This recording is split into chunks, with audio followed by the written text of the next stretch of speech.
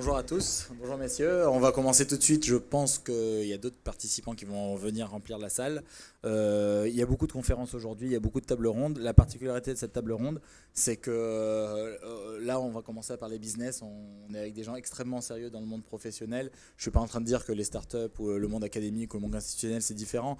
Mais là, on touche vraiment aux personnes qui sont capables de vous dire aujourd'hui qu'est-ce qui se passe en entreprise et aujourd'hui comment se segmente, comment se structure le marché de la big data. C'est avec cette table ronde qu'on va avoir une vision honnête de qu'est-ce qui va se passer dans les prochains mois, dans les prochaines années. C'est extrêmement important parce que en tant qu'étudiant, quand vous allez travailler, vous devez être capable de vous projeter dans quelle entreprise vous allez travailler, quel type de métier vous allez faire.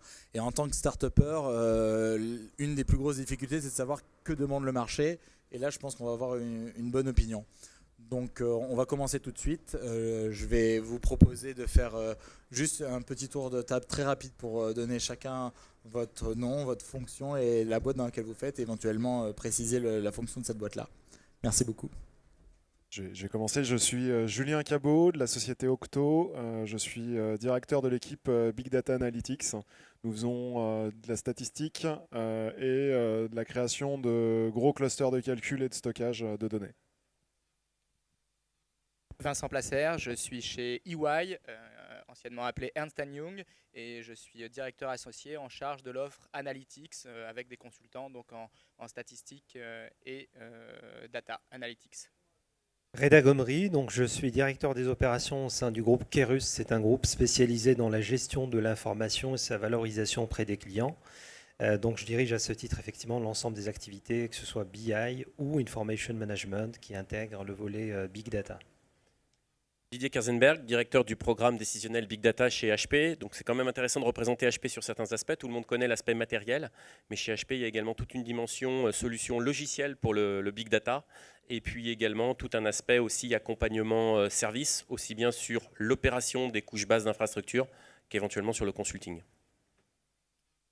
Christophe Burgot, moi je suis architecte autour des technologies Big Data chez IBM.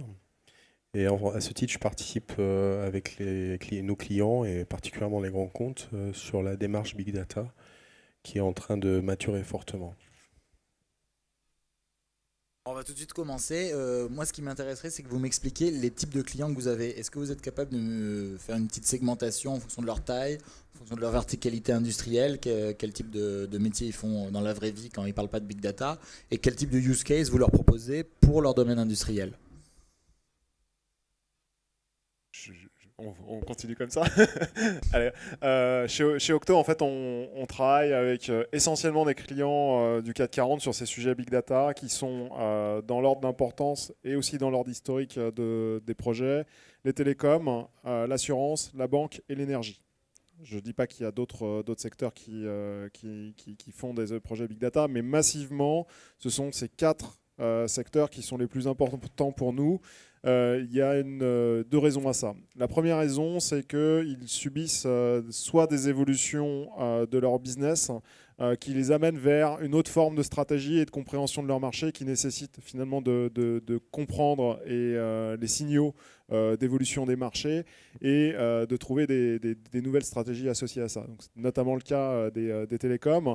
Et un deuxième phénomène qui, lui, peut être réglementaire et qui s'applique également pour les télécoms et pour les banques et les assurances, c'est une augmentation du volume de données à manipuler. Et finalement, c'est la rencontre entre ces deux aspects qui génère un certain nombre d'initiatives dans ces secteurs.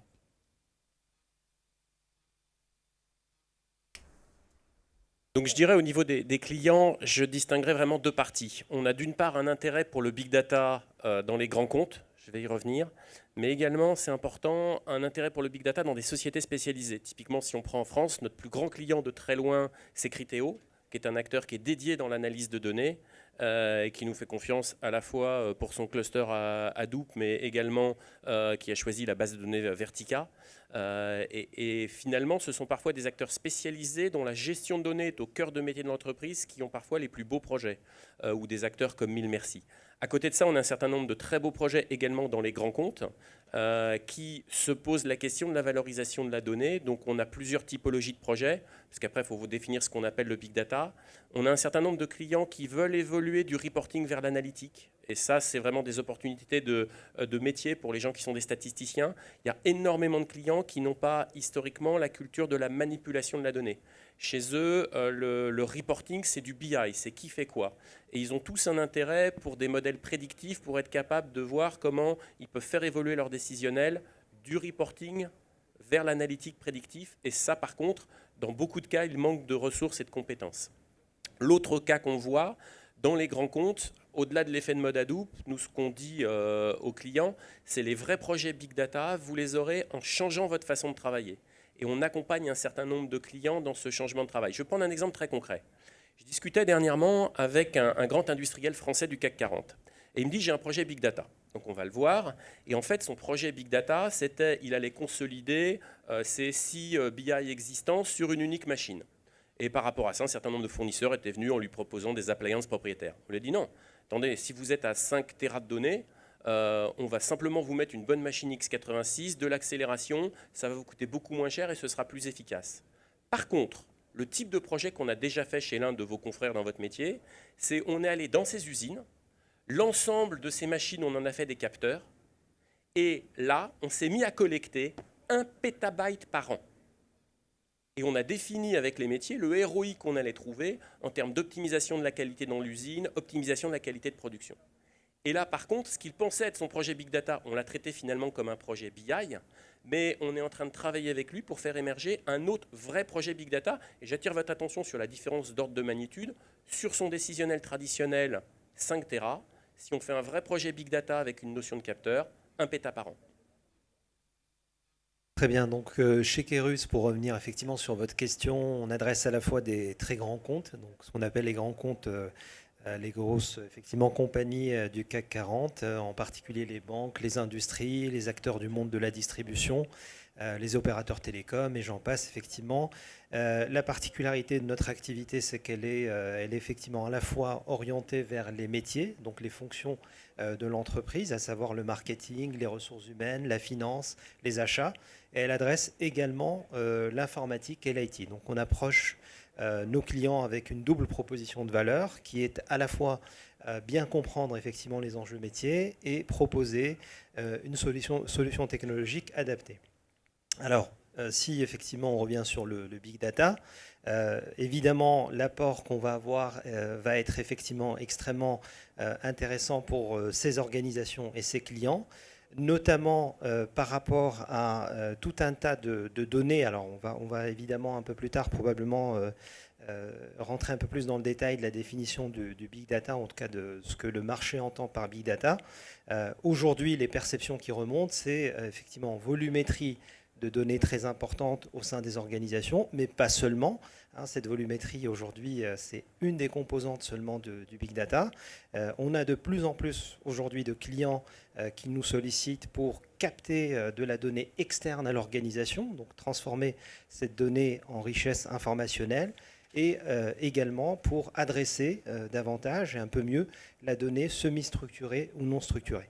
Donc en fait, dans notre approche au quotidien, on a une évolution de la demande de nos clients autour de la consommation de la donnée et la valorisation de cette donnée.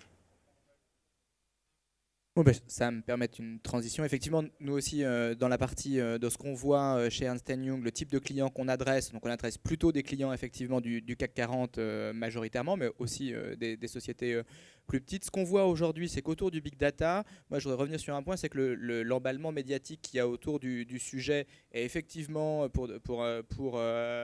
intéressant et permet de déclencher des projets, mais ici aussi sur l'aspect valorisation des données, il a un petit peu, il fait croire à une promesse qui n'est pas forcément réelle, que tout le monde a de l'or noir qui dormirait éventuellement dans ses réserves au sein de l'entreprise. Ce qui est donc un certain nombre de nos clients viennent nous voir en disant comment je peux effectivement utiliser tout ce pétrole. Tout notre point, c'est de dire attention, il n'y a pas que du pétrole dans vos réserves naturelles, il y a aussi des choses qui sont moins intéressantes, plus intéressantes, et donc la valorisation, toutes données n'ont pas la même valeur, certaines données ont effectivement une forte valeur.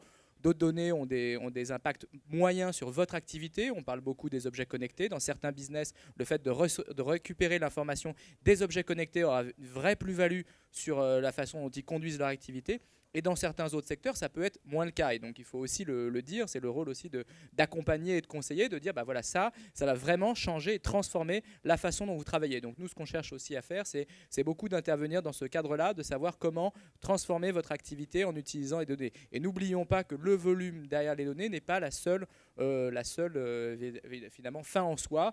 Il y a beaucoup de données en très petite quantité qui peuvent aussi avoir une grande valeur et qui est parfois difficile d'aller chercher et de mettre à côté des informations décisionnelles. Donc ça c'est première typologie de clients.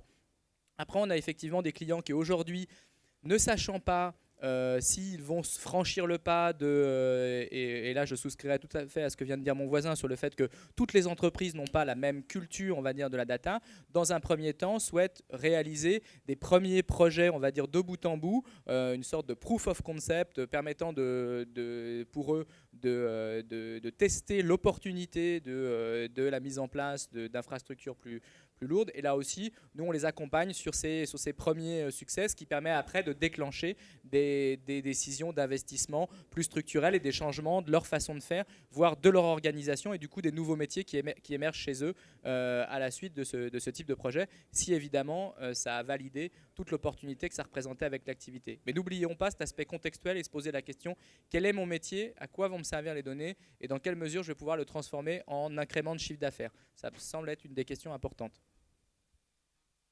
Alors moi, ce que je vais essayer de vous donner, c'est des éléments, disons, vécus, c'est-à-dire, moi je travaille plutôt dans une équipe qui conseille les clients, plutôt dans le domaine de l'industrie, et en particulier tout ce qui tourne autour de l'Internet des objets.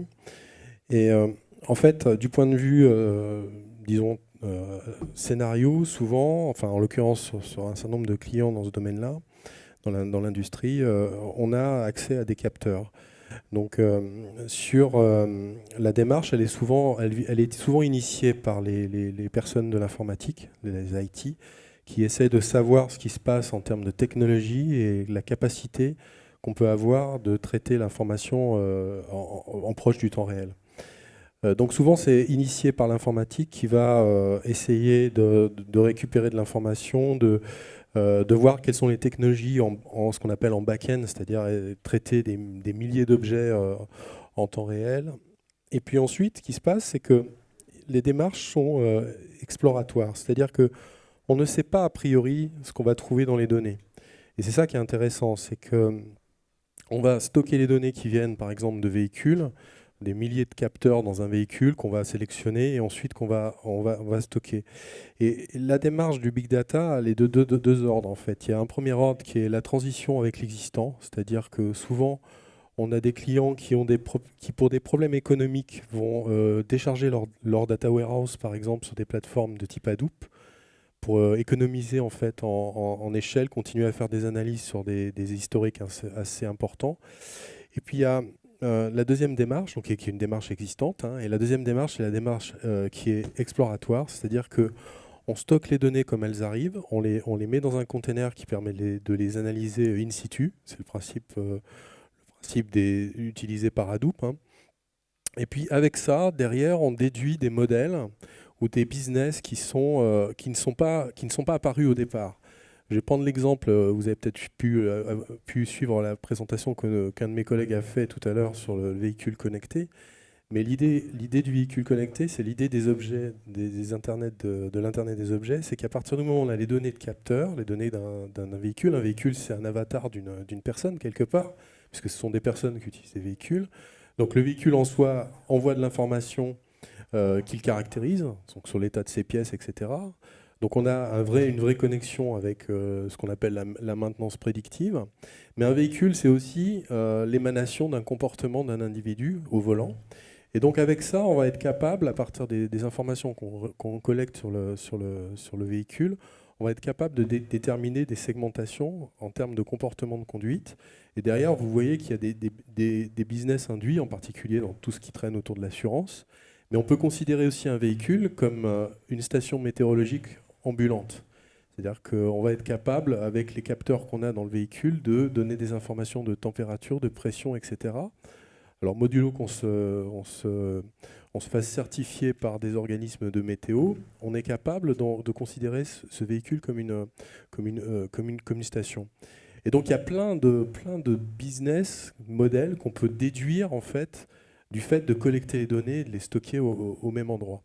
En fait, ce que vous pouvez comprendre, c'est que globalement, vous pouvez avoir une richesse énorme en termes de données, mais tous les scopes ne sont pas nécessaires à toutes les parties de l'entreprise. Il y a des gens qui vont s'intéresser à quelques paramètres. Je parle en particulier aux gens qui gèrent des flottes, qui ne s'intéressent pas du tout à tout ce qui concerne les internes de la voiture. Par contre, les gens qui sont aux essais, ils vont être intéressés par voir ce qui se passe entre ce qu'ils ont fait pendant les essais et ce que les voitures donnent en réel. Et puis, une chose qui me paraît importante, c'est de considérer que avec la capacité qu'on a à mesurer des nouveaux comportements, on va avoir aussi un bouleversement organisationnel, je vais y arriver.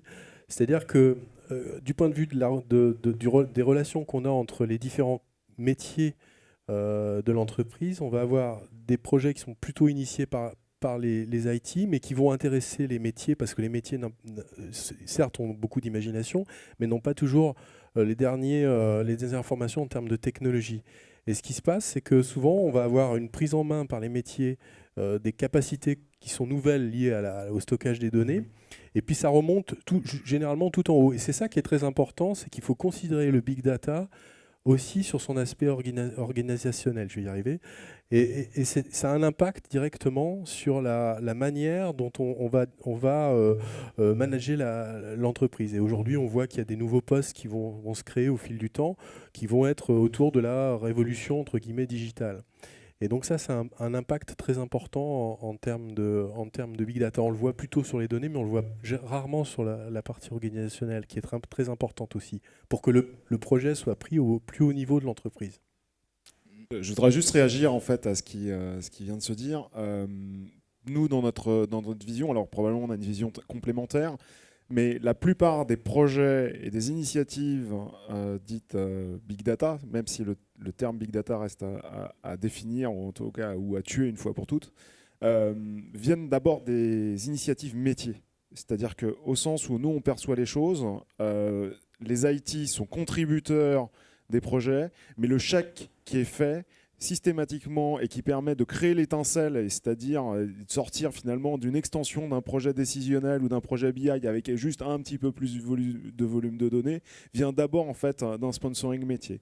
Sur le côté, les métiers n'ont pas forcément connaissance de toutes les nouveautés technologiques. Oui, c'est vrai, mais c'est parfois très faux. De plus en plus, et ça c'est la force de l'effet d'Internet, de la digitalisation aussi, en fait les fractures qui existaient auparavant entre la connaissance d'un côté du métier, d'un autre côté de l'informatique, et puis finalement des gens qui arrivaient à se parler qu'avec des documents, en fait, est en train, sous l'impulsion de démarches agiles, sous l'impulsion de la communication, sous l'impulsion de l'innovation, de complètement basculer. Et ça, on le voit de plus en plus dans des très grandes organisations, où on a évidemment des équipes ou qu'on appelle aujourd'hui digitalisation parce que c'est à la mode, mais qui en fait porte une racine qui est beaucoup plus profonde que ça, qui est en fait le support de l'innovation et comment activer l'innovation dans des grandes organisations. L'innovation, elle ne se produit pas uniquement dans la sphère des startups ou à l'extérieur des entreprises, elle doit aussi pouvoir se produire à l'intérieur.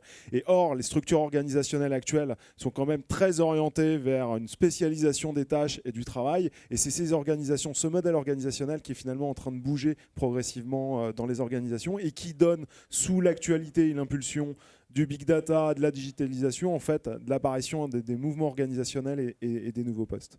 Et donc, c'est difficile de considérer, quand on regarde les projets qui se lancent véritablement, en tout cas en France, de considérer que c'est uniquement une démarche IT ou uniquement une démarche métier. Il y a un très fort sujet IT et aussi un très fort sujet métier. C'est la cohabitation entre les deux qui crée la synergie.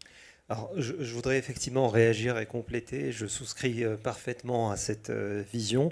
Je dirais effectivement qu'on a dans les particularités des entreprises françaises, et ça on le sait depuis des années, d'un côté les métiers, de l'autre côté l'IT. C'est un véritable frein pour le développement du big data. L'un des leviers principaux, c'est effectivement pouvoir faire cohabiter ces populations. L'impulsion métier où les enjeux vont venir des interlocuteurs métiers. Et par contre, effectivement, l'IT va accompagner complètement ce mouvement avec la connaissance technologique et avec des apports de l'architecture finalement et de la mise en place des moyens technologiques. C'est plus que de l'accompagnement, c'est de la coopération. Et en fait, on est rentré dans une phase de coopération qui est vraiment très intéressante et très riche et qui permet finalement de faire naître des nouveaux projets et des nouvelles idées. Tout à fait. Alors effectivement, c'est simplement pour effectivement appuyer davantage le fait que cette coopération est un des leviers principaux pour effectivement mettre en place du big data. Ça peut être un frein dans certaines organisations, cette dualité entre les métiers et l'IT. Il faut le voir comme une opportunité d'évolution des organisations. Et c'est vrai qu'aujourd'hui, nous, on met l'accent sur l'organisation, qui est aujourd'hui un vrai axe de travail, qui est sans doute pour certaines grandes entreprises encore beaucoup plus important que le défi technologique. Le deuxième élément qu'on peut noter dans les projets Big Data, et c'est ce que vous disiez, effectivement, on ne sait pas toujours où on va. Un projet Big Data, on ne sait pas réellement ce qu'on recherche comme information et on ne sait pas nécessairement quel va être l'aboutissement.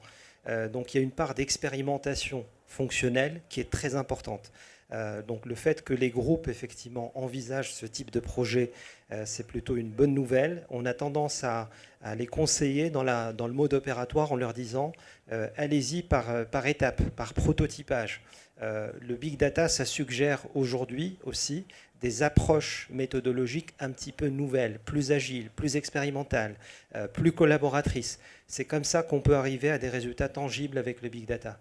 Imaginez qu'un projet big data, c'est quelque chose qu'on va définir 2 ans à l'avance et avec un ROI qui sera un retour sur investissement qui sera figé dans le marbre, c'est probablement du rêve.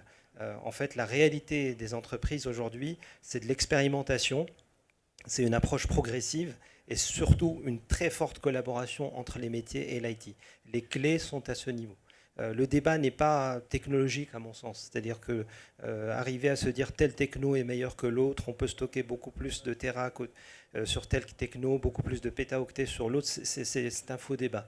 Les vraies questions pour les entreprises sont des questions d'organisation, de collaboration et de vision sur les cas d'usage métier. C'est à ce niveau-là que se situent les enjeux. Juste un petit complément, je pense que vraiment la notion de transversalité va même plus loin que les métiers, la techno. Il faut penser vraiment très largement dans les projets en fait, big data d'implémentation. Il ne faut pas négliger d'aller voir la partie juridique pour avoir le volet CNIL sur la mise en place d'un projet. Il ne faut pas considérer que les retombées sur les réseaux sociaux, par exemple, ce n'est une problématique que de la communication et que donc le marketing, c'est quelque chose qui ne l'intéresse pas. Pas du tout, ça intéresse aussi le marketing. Donc il y a cette notion. C'est vraiment une transversalité extrêmement large qui impacte finalement, on le voit dans des très grosses structures, l'ensemble du comité de direction et il faut finalement un chef d'orchestre aussi qui aide à l'implémentation d'un projet qui va toucher aussi largement les différentes fonctions de l'entreprise. Ce qui est donc plus dur dans les grands comptes, comme vous pouvez l'imaginer, que dans une petite organisation où finalement l'impulsion que donnerait le dirigeant suffirait à faire aboutir cette vision. Merci beaucoup pour cette entrée. J'aimerais aussi utiliser le fait que vous êtes tous représentants d'entreprises qui existent depuis longtemps. Donc vous avez tous connu la période pré-Big Data.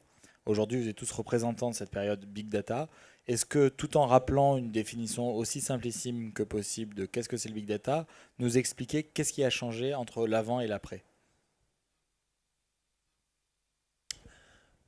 Moi, c'est ce que je dis aux clients, c'est le Big Data, c'est l'évolution naturelle du décisionnel. Et si un directeur informatique a envie, pour faire politiquement correct, de faire un projet Big Data, je lui dis faites simple, vous prenez n'importe lequel projet décisionnel, vous collez dessus l'étiquette Big Data, personne ne pourra vous dire que vous avez tort. Maintenant, la bonne question, c'est qu'est-ce qui est nouveau avec ces technologies Big Data qui permet de trouver des gisements de valeur qu'on n'avait pas historiquement. Et nous, ce qu'on explique chez HP, c'est qu'en fait, ça se décline sur 3 axes. Le premier axe, c'est de dire, et ça je l'ai un peu évoqué tout à l'heure, aujourd'hui, vous allez pouvoir passer du reporting à l'analytique. On a aujourd'hui, et ça c'est un sous-marché du Big Data qui est très important, l'explosion de la data vise, où on va être capable beaucoup plus facilement, et ça ne retire rien à l'intérêt pour les statisticiens, d'avoir des premiers inputs, des premières intuitions, de comprendre quel est le sens de la donnée, comment on peut se mettre en position de prédire un peu mieux l'avenir à partir du passé, segmenter des comportements, segmenter des populations. Et ça, Très naturellement, ça a un impact sur le volume de données. Si je veux savoir qui fait quoi, en général, la plupart des clients ont historiquement un historique de 3 mois. Si je veux rentrer dans du modèle prédictif, si vous êtes statisticien, vous serez très intéressé par avoir 10 ans d'historique. Donc on va naturellement se mettre à collecter plus de données. La deuxième facette qui est très nouvelle, c'est qu'avec les nouvelles technologies du big data, on est maintenant en capacité de gérer la donnée semi et non structurée. Alors juste pour information, chez HP on différencie les deux, parce que souvent les gens font l'amalgame du big data. Pour nous, le semi-structuré, c'est vous avez de la donnée texte que vous reformatez, typiquement des logs de sites web. La donnée non structurée, c'est vous avez de la voix et de l'image. On fait cette différence parce que très souvent, quand les gens veulent faire un petit peu l'effet big data, ils donnent des chiffres en faisant l'amalgame de ces deux chiffres, et on sait analyser les deux, mais les deux ne s'analysent pas avec les mêmes types de technologies. Donc le point, c'est de dire aux clients, maintenant qu'on sait donner du sens à ce type de données, y a-t-il un projet métier qui a un vrai ROI qui justifierait qu'on se mette à les stocker, alors qu'historiquement, on ne les stockait pas? Ça peut aller très loin. Je peux donner un exemple un peu extrême. Et là, on est sur du non structuré. On est capable, avec des technologies HP, d'analyser tout ce qui se passe dans les caméras vidéo de la ville de Londres. Parce que c'est bien de mettre des milliers de caméras vidéo, mais à moins de mettre derrière, après un policier derrière chaque caméra, ce n'est pas efficace. Donc on a de la reconnaissance de pattern qui permet d'identifier est-ce qu'il se passe quelque chose de grave actuellement pour mettre devant le policier la bonne image au bon moment pour pouvoir déclencher les bonnes actions. Et ça, on doit le faire en quasi-temps réel. Donc, c'est le deuxième facette. Et la troisième facette, c'est aussi une nouveauté du big data qui change le BI traditionnel, c'est qu'on a maintenant une vraie capacité à intégrer la donnée externe. Alors, intégrer la donnée externe, ça se décline de multiples façons. Par exemple, analyser sa e-réputation. Par exemple, on a aidé des grandes entreprises qui voulaient savoir, quand elles lançaient une campagne de pub, comment elle était perçue. Là, il ne s'agit pas d'être sur le modèle traditionnel où je prends la donnée, je la rapatrie chez moi pour l'analyser. On doit être capable, avec des logiques de search analytique, d'analyser la donnée en la laissant où elle est. Deuxième facette de cet aspect de l'information externe, peut-être qu'aujourd'hui, on peut améliorer le décisionnel qui existe dans l'entreprise, parce qu'entre autres, avec l'open data, on a de plus en plus de bases de données qui sont présentes à l'extérieur. Je donne un exemple assez élémentaire. Historiquement, on faisait l'analyse des ventes, par exemple pour un retailer. Peut-être que demain, il va se dire, ça vaut le coup que je capte en interne toutes les bases de données météo hyper détaillées, parce que si je me mets à analyser mes données de vente en étant capable de le croiser avec les bases météo, je serai peut-être beaucoup plus efficace dans mes prédictions. Et ça a un impact immédiat sur quel est le volume de données qu'on va traiter dans l'entreprise. Ça peut éventuellement justifier de nouvelles technologies. Dernier point, toujours dans cette dimension externe, et c'est quelque chose qu'on voit beaucoup, c'est l'apparition de nouveaux business models. Parce que là encore, on est au cœur de la valorisation de la donnée. Bon, il y a un exemple que j'aime beaucoup, c'est l'exemple de Wiz en Angleterre. Wiz est une société qui a été créée par les 4 principaux opérateurs télécoms qui se sont dit, il y a une vraie valeur dans ma donnée, mais finalement, ma donnée aura plus de valeur si je les partage avec mes confrères que si je l'analyse tout seul. Ce qui est à l'opposé de la démarche traditionnelle qu'on a vis-à-vis de la donnée, où on essaie surtout de garder sa donnée. Et en fait, ils ont créé une joint venture où chacun apporte sa donnée, qui est analysée en commun et qui leur permet de mieux la valoriser que s'il l'avait valorisée seul.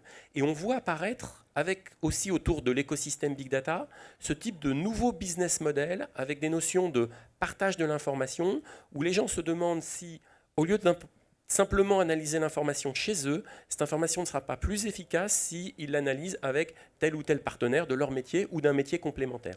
Et ça aussi, c'est une nouveauté qui vient avec toute cette ère du big data, qui change un petit peu le BI traditionnel. Je dirais effectivement que pour répondre à la question, qu'est-ce qui a changé finalement, je dirais, il y a un premier facteur qui a changé, c'est sans doute une prise de conscience collective autour de l'importance de la donnée.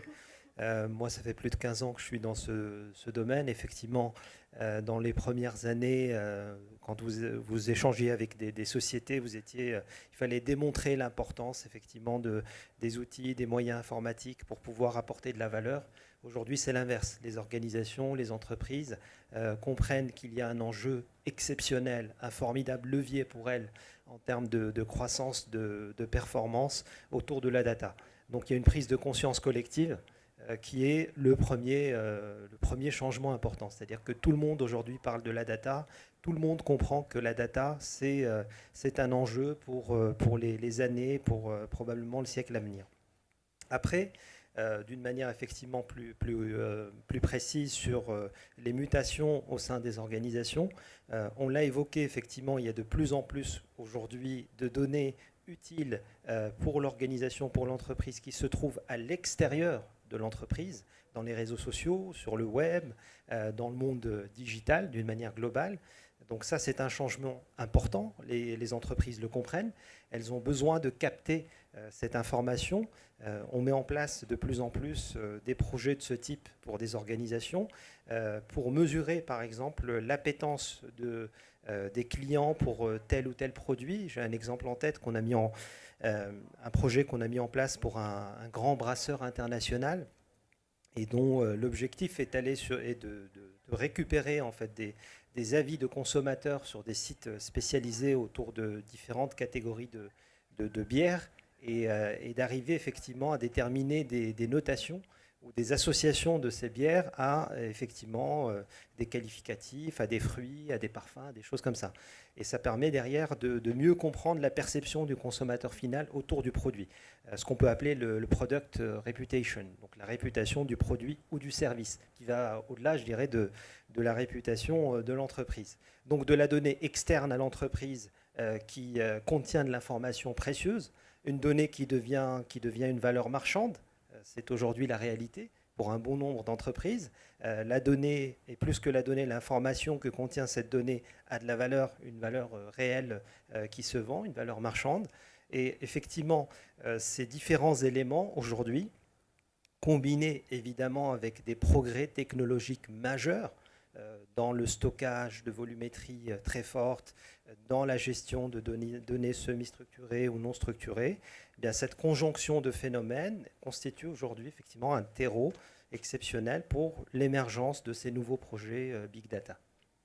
Alors, je voudrais également compléter. Ce qu'il faut se rappeler, c'est qu'il y a 15 ans, la plupart des technologies Big Data existaient déjà. La plupart des algorithmes qu'on utilise encore aujourd'hui existaient déjà. On faisait déjà du data mining. On avait une grande histoire du data mining. C'était à la mode. Ça a donné souvent beaucoup d'activités de connaissances clients dans les entreprises. Et puis avec l'inertie, ça s'est développé à son propre rythme. En fait, fondamentalement, il y a deux choses qui ont changé entre aujourd'hui et il y a 15 ans. La première chose, c'est l'émergence d'Internet comme source d'information en tant que telle, et pas simplement comme média pour véhiculer du texte, de l'image, etc., mais comme support à la digitalisation du monde, que ce soit pour les produits ou les réseaux sociaux. Ça, c'est le premier phénomène majeur. Le deuxième phénomène majeur a strictement rien à voir avec la technologie ou la data ou Internet, c'est l'évolution des modèles stratégiques des organisations. La plupart des grandes organisations sont basées sur des hypothèses stratégiques qui ont été conçues entre les années 60 et les années 80 dans la recherche en matière de stratégie, basées sur une diminution du coût d'accès à l'argent, du coût des transports qui a donné la mondialisation, etc., etc. Et en fait, les évolutions qu'on subit depuis plusieurs années dans le monde occidental remettent peu à peu en cause tous ces fondements stratégiques. Et ce qui pousse finalement cette idée de réanalyser les choses, de remettre au goût du jour le data mining, c'est finalement d'essayer de reconcevoir des nouveaux schémas stratégiques à l'aube de nouvelles hypothèses, en s'appuyant sur des choses qu'on n'est pas capable de préimaginer parce qu'elles n'ont jamais eu lieu, mais en essayant de recomprendre qui sont les clients, comment est-ce qu'ils utilisent les produits et les services, comment est-ce qu'ils sont fabriqués, comment ils s'influencent les uns les autres. Idem pour les infrastructures de production, pour les usines, idem pour les pipelines de consommation d'énergie, etc., etc. Et donc il y a un autre mouvement de fond qui est finalement la stratégie avec une approche quantitative qui passe évidemment par le marketing stratégique qui est la fonction première de ce type d'activité, mais également par les risques dans les activités financières, etc. et qui irrigue finalement beaucoup de corps de métier dans les entreprises. Et le changement majeur, c'est finalement une approche quantitative de la vision du business en remplacement d'une approche empirique qui est basée sur des schémas préexistants qu'on apprenait finalement en école de management ou tout au long de sa carrière. Et ça, pour ma part, je pense que ce sont les deux plus grands fondamentaux de tout ce qu'on entend aujourd'hui du big data et qui sous-tendent véritablement les projets innovants et les projets qui vont de l'avant. J'aimerais juste rappeler que vous êtes tous représentatifs de sociétés qui ont une activité ou principale ou très importante en conseil. Mais la réalité, c'est qu'il y a aussi eu des acquisitions et parfois l'initiative du big data n'est pas venue directement originellement de la société que vous représentez et vous avez dû vous adosser sur des sociétés existantes ou des startups. Est-ce que vous pouvez nous expliquer quand est-ce que ça a eu lieu et quel type d'acquisition ou de partenariat se sont mis en place autour du big data ? Alors, en ce qui concerne le groupe Kerus, effectivement, nous avons fait l'acquisition d'une société spécialisée dans le big data il y a à peu près 2 ans, qui s'appelle Vision BI, qui est une société israélienne, vraiment très spécialisée dans ce domaine-là, qui a mené de nombreux projets et qui opérait notamment, effectivement, dans tout le secteur du web, pour l'analyse effectivement des comportements de consommation, l'analyse de diffusion de publicité, par exemple, de supports publicitaires dans le web, l'analyse aussi des tendances, de comportement de consommation des produits sur le web. Cette société, effectivement, dont on a fait l'acquisition, est totalement spécialisée dans le big data, met en place ce type d'infrastructure pour des opérateurs à un niveau national et international. On a l'occasion notamment de développer ce type d'activité avec ce centre d'expertise et sur la base d'architectures qui sont aujourd'hui très éprouvées, donc qui combinent plusieurs couches technologiques et qui assurent quelque part la capacité à la fois à traiter des volumétries très fortes. Donc vous l'avez compris, c'est un des axes déterminants du big data, mais c'est loin d'être le seul, on l'a rappelé. On parle souvent de volumétrie uniquement lorsqu'on parle de big data, et c'est réducteur de parler uniquement de volumétrie. Le big data va au-delà. Les autres, effectivement, déterminants, c'est la donnée semi-structurée ou non structurée. Et là aussi, dans ces architectures qu'on a mis en place à travers notre société Vision BI, nous gérons ce type de support, que ce soit effectivement des supports vidéo, des bandes sonores, des images, des photos, ce genre effectivement de supports qui contiennent l'information. Et aussi ce qu'on peut appeler de la donnée, de la variété, mais de la donnée plutôt éphémère, donc des données qu'on va capter momentanément depuis le web par exemple, et qu'on va effectivement tenter de synthétiser pour extraire de l'information. Mais ces acquisitions, oui, effectivement, on a été contraint de les faire pour développer, renforcer aussi notre potentiel à adresser ce type de sujet. Et c'est quelque part assez logique, puisqu'effectivement, pour une société comme Kerus, qui était spécialisée au départ sur le décisionnel, la tendance logique aujourd'hui, c'était d'évoluer vers le big data. Je peux donner un autre exemple, effectivement. Donc, chez Ernst Young, il y a eu une récente acquisition du groupe Greenwich Consulting au début de l'année, en septembre 2013. Et donc, au sein des activités du groupe Greenwich Consulting, justement, s'était développée une activité de conseil en analyse quantitative de données, statistiques, data mining et stratégie big data. Donc, qui était justement un des points intéressants du rapprochement. J'en profiterai pour faire le lien avec la question précédente. Justement, aujourd'hui, pourquoi finalement avant, après, ce qui change et ce qui impacte le métier du conseil, c'est qu'aujourd'hui un projet marketing stratégique, avant il se faisait avec une toute petite partie de données qu'on allait collecter, on passait du temps au début, on investissait du temps au début d'un projet marketing stratégique pour définir les données qu'on allait pouvoir trouver. Aujourd'hui on n'est plus du tout dans cette même logique-là. Aujourd'hui on commence par faire un projet en essayant de filtrer les données dont on dispose et celles dont on va garder dans le projet, parce qu'on n'a pas le temps de regarder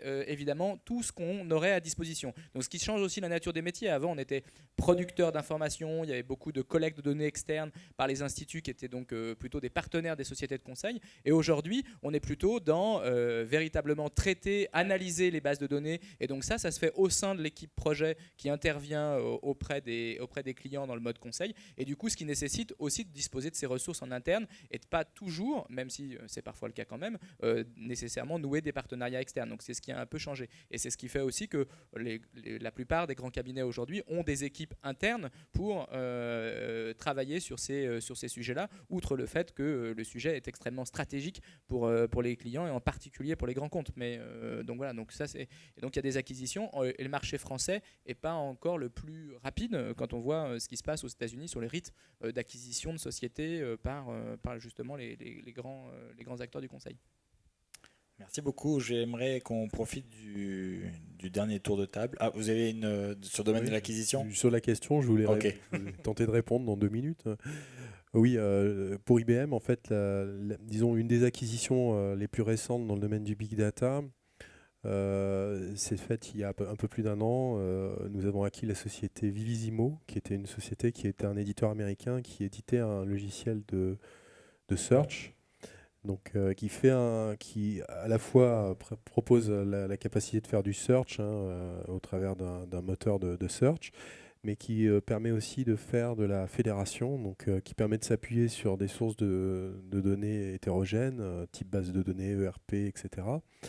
Nous avons une grosse référence en France sur ce logiciel dans la société Airbus, donc qui utilise ce logiciel pour visualiser en fait et gérer un certain nombre de problèmes qui concernent en fait la gestion des pannes des avions pour tous les clients d'Airbus dans le monde. Donc le principe est le suivant, c'est que chaque fois qu'un avion est immobilisé sur le tarmac d'un aéroport, il désorganise la circulation de l'aéroport et donc la compagnie a des pénalités. Donc l'objectif, c'est d'aller très vite pour résoudre le problème. Donc l'équipage qui aborde l'avion va donner un certain nombre d'informations à la compagnie dont il dépend, et à partir de mots qui caractérisent la panne, en fait, le search, l'application qui va être construite, va aller chercher de l'information à la fois au niveau de la nomenclature et des documentations d'avions, mais également sur les incidents qui ont eu lieu déjà en termes de panne, et également sur toute la partie techniciens et ingénieurs qui ont résolu le problème. Alors juste pour vous donner un ordre d'idée de l'impact de ce type d'application en termes d'efficacité, c'est que le taux moyen qui était de l'ordre de 50 minutes, le taux de panne moyen était de l'ordre de 50 minutes, est passé de 50 minutes à 15 minutes. Et ça a permis de préserver à peu près 30 millions de dollars en une année. Donc vous voyez qu'une utilisation aujourd'hui des outils de search qui finalement sont simplement une évolution des outils de reporting, mais avec une logique qui est beaucoup plus naturelle, au sens où on interroge en fait à partir d'un langage proche du langage naturel. C'est quelque chose qui aujourd'hui est de plus en plus utilisé et sera de plus en plus utilisé, simplement parce que dans une logique de big data, on n'a pas forcément une modélisation prédéterminée, au sens où on l'entend souvent, c'est-à-dire le sens relationnel. La modélisation, elle n'est plus de type relationnel. Elle existe toujours, mais on ne présage pas de ce qu'on va trouver, et donc on utilise en fait d'autres techniques pour accéder à l'information. Côté HP, on a un certain nombre de rachats, mais avant de parler des rachats, j'aimerais rappeler quelle est notre légitimité historique sur le sujet. À la base, il y a déjà deux choses. Dans le big data, on voit énormément de technologies open source. Et HP a une application historique et très forte dans l'open source. Également, quand on regarde les technologies big data, on est beaucoup sur des technologies massivement parallèles. Et je disais une fois en plaisantant à un de nos grands clients bancaires qu'il était un petit peu comme Monsieur Jourdain et qu'il faisait du big data sans le savoir, parce que toute sa partie high performance computing, HPC, on a des technologies qui dans la philosophie sont finalement assez proches de celles du big data et dont on peut également s'inspirer. Autre point, j'allais dire, d'attache important pour le big data. En termes de nouveautés, nous, on a racheté une base de données massivement en colonne qui s'appelle Vertica. Pour tous les étudiants qui sont là, j'attire votre attention sur le fait qu'il existe une version gratuite du produit si vous avez moins de 1 Tera de données. Et c'est vraiment une bonne occasion de se faire la main sur des technologies, page de pub. On a également racheté Autonomy, qui est un moteur de search. Et là, l'histoire est aussi intéressante en termes de statistiques. C'est un produit qui est au départ issu de la modélisation mathématique du langage, qui n'a pas été conçu au départ comme un produit informatique et qui est devenu le leader mondial des moteurs de recherche analytique qui sont capables de traiter n'importe quelle source de données. Donc on a un certain nombre d'achats très ciblés chez HP et qu'on vient ajouter à notre expertise sur l'open source. Julien ? Rapidement, nous, l'activité Big Data chez Octo, elle est née d'une business unit qui existe depuis longtemps, qui était dédiée à la finance de marché. Donc nous, on vient de la recherche quantitative, essentiellement avec une culture de marché, et c'est entre les deux crises financières qu'on a vu des opportunités finalement à banaliser et à généraliser en fait des techniques et des savoir-faire à destination notamment de direction marketing. Donc c'est plutôt par croissance organique qu'on a développé et construit l'équipe. Merci beaucoup. J'aimerais terminer cette table ronde en abordant un côté illustratif. Donc chacun de vous essaie de trouver un use case, un client, mais surtout avoir une bonne vision du timing. Combien de temps ça met une fois qu'on connaît la personne, le temps de vente, combien de temps on met pour monter le projet, pour écrire la proposition commerciale ou pour répondre à un appel d'offres, combien de temps le projet en lui-même dure-t-il, est-ce que c'est en une seule fois, est-ce que c'est en plusieurs fois, est-ce que les résultats du projet sont cruciaux sur la suite du type d'activité que vous avez fait pour ce type de client, quels sont les résultats que vous attendiez, les résultats que vous avez vraiment eus. Et c'est vraiment, ne serait-ce que pour un seul exemple, sans chercher à synthétiser l'ensemble de votre expérience, un exemple qui est assez représentatif de ce que vous auriez pu vivre.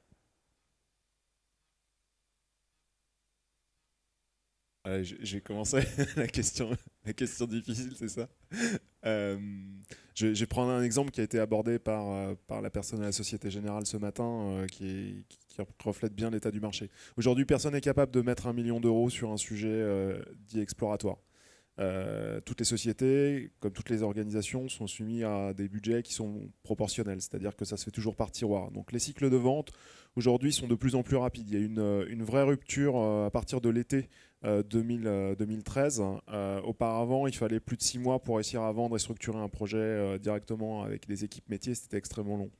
On était confronté à beaucoup d'explications, il fallait prendre énormément de temps. Depuis cet été, en fait, les choses se sont activées sous essentiellement l'emprise, en fait, la prise du sujet par un certain nombre de directions générales, et donc une envie et une volonté d'y aller. Donc la question qui se pose, c'est plutôt le mode opératoire de ce qu'on est capable de faire avec un budget limité. Et donc ce qui appelle finalement des cycles de vente qui sont très itératifs, qui se concentrent plutôt à définir quelle est la prochaine étape, comment est-ce qu'on peut la financer et quel finalement retour sur investissement on peut avoir, et à poser l'organisation finalement côté client pour pouvoir supporter ce type de démarche exploratoire.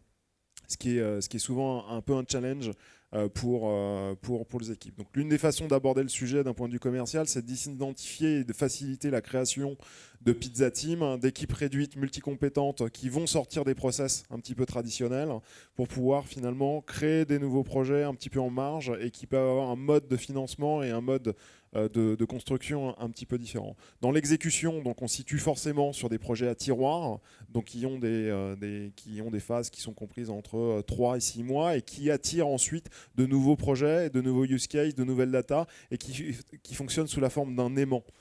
Donc la métaphore du centre de gravité en fait est très importante, c'est-à-dire c'est le premier projet qui va attirer et fédérer les autres et qui va faire finalement les étapes suivantes du projet, qui peuvent être des orientations assez diverses et variées. D'ailleurs, c'est ça qui est intéressant, c'est qu'on voit des use cases qui proviennent de directions métiers différentes se greffer sur un même projet parce qu'elles partagent des données qui, elles, n'appartiennent pas à une direction ou une autre, mais ont un intérêt beaucoup plus transversal. Ensuite, on est dans des démarches d'expérimentation et donc finalement on se retrouve dans un flux de projets plutôt que des grands projets budgétés planifiés à l'année. Alors effectivement, je rejoins parfaitement la remarque, le point de vue. On est plutôt sur des cycles assez itératifs. Illustration, effectivement, donc j'ai un cas très précis à l'esprit d'un projet qu'on a mis en place qui est un projet interuniversitaire et dont l'objectif principal est d'analyser toutes les données associées aux moyens informatiques des universités en France. Sous le label, donc c'est un projet national UniVCloud. Effectivement, on a capté toutes ces données descriptives des moyens informatiques des universités françaises et on a analysé, compilé ces données pour déterminer des comportements d'utilisation des ressources informatiques, identifier des pics, identifier des phénomènes, effectivement des patterns qui expliquaient des comportements de consommation typiques ou atypiques, et analyser, caractériser un peu mieux l'usage de ces ressources afin effectivement de mieux affiner la stratégie d'investissement dans les moyens informatiques et de les mutualiser.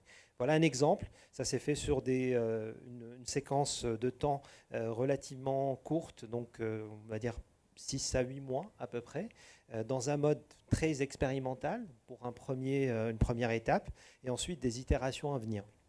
Effectivement, à travers cet exemple-là, et au-delà de cet exemple, dans le cadre d'autres expériences qu'on a pu mener, ce qu'on retient et ce qu'on préconise chez Kerus sont vraiment des approches qui vont être itératives par palier. On est sur un phénomène qui reste encore nouveau malgré tout et flou pour un certain nombre de personnes au sein des entreprises, il y a un aspect dont on n'a pas parlé, mais qui est extrêmement important, qui est la conduite du changement, qui est l'accompagnement dans la transformation autour de ces sujets.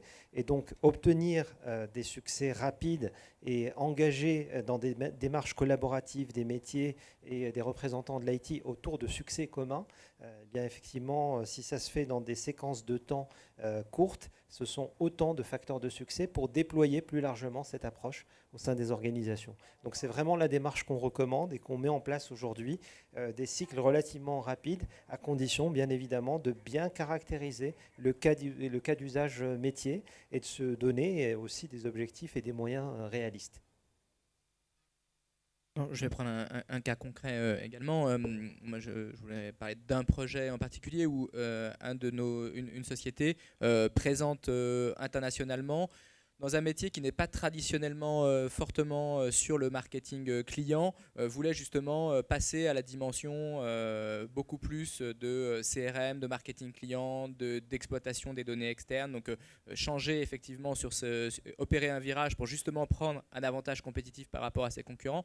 Et donc ils avaient été approchés par un concurrent qui avait la possibilité de les emmener dans un projet assez important directement, et finalement nous on a essayé d'avoir justement, et je rejoins ce qu'a dit mon voisin, sur une approche plus itérative, donc du coup dans des cycles de vente qui sont moins longs, qui sont plutôt effectivement première étape, mais s'assurer, parce que comme je vous le dis, c'était pas un métier dans lequel il y avait traditionnellement une culture de la donnée client très forte, s'assurer que véritablement au niveau mondial il y a effectivement les conditions sont réunies en termes de détention de données sur véritablement le moyen d'amener ces projets, et donc d'avoir derrière des réalisations concrètes en termes d'augmentation de l'activité. Donc ça a été une première phase. Donc l'avant-vente a été finalement, comme il ne s'agissait pas d'un projet trop important, pas très différent d'un projet de conseil classique, et donc a permis de faire ce diagnostic en l'espace de 2 mois et demi.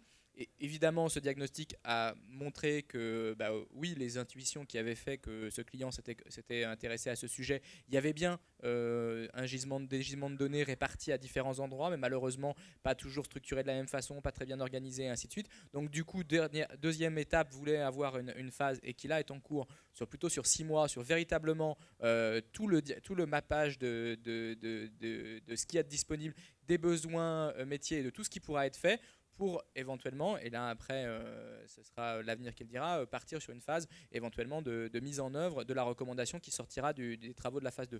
Mais donc on voit bien que l'approche qui est quand même la plus payante, c'est quand même d'y aller pas à pas et succès par succès, constituer, donc que ce soit ce que tu disais juste à l'instant sur le fait de centre de gravité, un projet en appelle un autre, ou cette approche un peu à tiroir, on est vraiment sur ça aujourd'hui. Il faut pas se dire que parce qu'on en parle beaucoup, ça va être quelque chose où on va signer d'un coup sur un projet pharaonique sans savoir où ça va emmener en termes de business. Non, en général, c'est le fruit d'une réflexion et de différentes étapes qui ont pu se faire dans un projet ou auparavant chez le client par d'autres canaux. Alors moi, en ce qui me concerne, je vais parler de ce que j'ai vécu. En fait, le projet donc véhicule connecté, on a commencé par travailler sur toute la partie acquisition de données. Donc comment récupérer les données qui s'évaporent des véhicules qui ne sont pas utilisés. Donc ça nous a pris, on va dire, 3-4 mois pour mettre en place des POC avec des démonstrateurs et des use cases. Et ensuite, la deuxième phase, ça a été de récupérer ces données, de commencer à regarder sur des plateformes Hadoop l'analytique qu'on pouvait faire dessus, de montrer aussi la visualisation au travers des applications autour d'un search. Et la troisième phase aujourd'hui, maintenant, c'est de commencer à s'interroger sur le sizing et travailler aussi sur la partie réseau, puisque c'est quelque chose d'important. Mais donc, en gros, ça veut dire qu'en un an, on a fait quand même, pas le tour de la question, mais on a bien avancé avec ce client. Ça nous a pris un an. Le point principal, je pense que ça a été bien évoqué, c'est l'alignement des métiers avec l'informatique. C'est ce qu'on a vu à la Société Générale, dossier qu'on a gagné en consortium avec Octo. C'est ce qu'on voit chez Bouygues Télécom. Ce qui leur a permis d'avancer, c'est également cet alignement de la filière. C'est ce qu'on voit également sur les petits acteurs spécialisés, qu'on parle d'un Criteo, d'un Mille Merci, etc. C'est quand on a un alignement à la fois d'un objectif précis des métiers et des équipes informatiques assez légères qui acceptent de travailler avec de nouvelles technologies que là, on arrive à aller assez vite sur les projets Big Data. Sinon, on a aussi beaucoup de grands comptes qui réfléchissent parce que c'est à la mode, qui lancent des expérimentations, mais tant qu'on n'a pas cet alignement des planètes, on ne va pas très vite. Justement, sur cet aspect, s'il nous reste un petit peu de temps, un tout petit peu, il y a un point qui est important, notamment sur le financement des expérimentations et la taille des projets. Dans la plupart des grandes entreprises du CAC 40, les financements de projets se font sur des bases annuelles et donc sur des budgets annuels. Or, finalement, les budgets pour l'année 2014 ont été discutés ou commencent à se discuter à partir de l'été 2013. Les budgets de 2013 se sont discutés à l'été 2012, etc. Ce qu'il faut savoir, et ça c'est la chance en tant que cabinet de conseil, c'est qu'on travaille sur beaucoup de projets de financement de projets pour l'année d'après. En 2011 et en 2012, il n'y avait quasiment aucun projet dit Big Data dans les plans budgétaires des entreprises. Donc les initiatives qui ont été lancées, les expérimentations, se sont faites sur des budgets annexes dédiés à l'innovation ou qu'on a réussi à récupérer et assembler pour pouvoir financer quelque chose.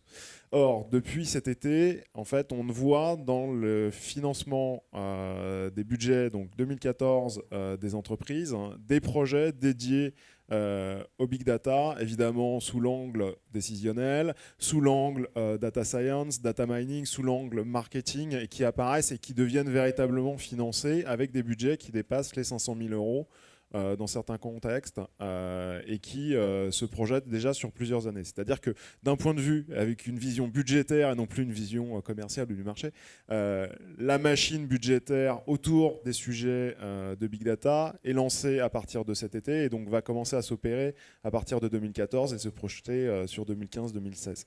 Et ça, c'est un vrai tournant dans l'histoire, finalement, puisque moi, je suis ce sujet depuis pas mal d'années. On commence à avoir activé les leviers et les verrous budgétaires. Il y a d'autres verrous qui existent, qui sont évidemment juridiques, qui sont basés sur les résultats, etc. etc. Mais au moins, on a déjà traité un premier verrou qui est le financement budgétaire. Merci beaucoup, merci à vous cinq. J'aimerais juste remercier à titre personnel Julien pour l'ensemble de la collaboration que j'ai pu avoir avec Octo, qui s'est beaucoup fondé sur toi. Donc merci beaucoup. Merci. Quantimétrie doit beaucoup à Octo. J'aimerais remercier aussi très chaleureusement et personnellement Didier Kiesenberg parce que beaucoup de choses ne se seraient pas passées avec HP sans son énergie personnelle. Donc merci d'avoir fait ce rôle d'entremetteur. Et j'aimerais aussi individuellement vous remercier à tous parce que vous représentez tous des très grands comptes, des personnes pour qui une startup comme moi a en général plutôt du mal à pouvoir s'adresser. Mais vous avez été présent à cet événement, vous avez été présent à une première édition, vous avez été présent à un événement qui ne concerne que du recrutement pour des étudiants qui est à l'initiative de start-up. Et donc merci beaucoup de m'avoir fait confiance. Merci.